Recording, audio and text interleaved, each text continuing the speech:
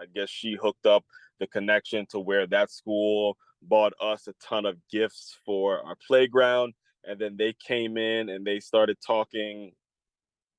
I guess they just started interacting with our kids over something. Again, I wasn't there because I had to do something for that hour, but I just got back when they were leaving. All right. And this is what kind of got me on today's subject because the reaction from the adults in which I teach with, the people that I actually teach with, it was a very mixed reaction that makes me want to come, that makes me not want to, but be obligated to come on here and speak to you about the same fucking issue that I was dealing with when I was in high school, to where you have a group of people who are race oriented, who are separating Mike Austin from each of the two Mike Austins that went to school together.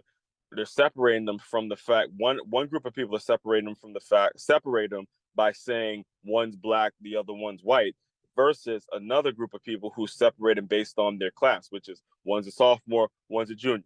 All right.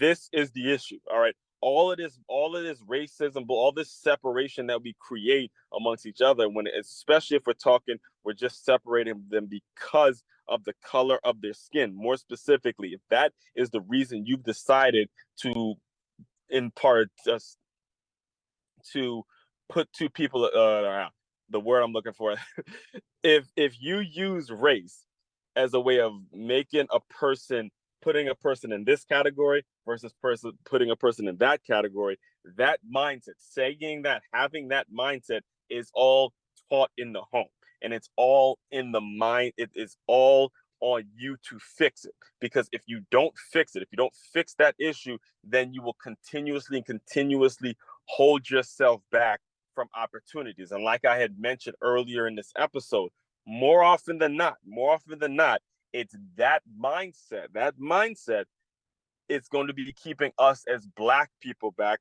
because we don't have the inheritance. All right, we don't have the inheritance of millions or trust fund anywhere out there where we can afford to just simply stay in our own circle of people and expect to expand.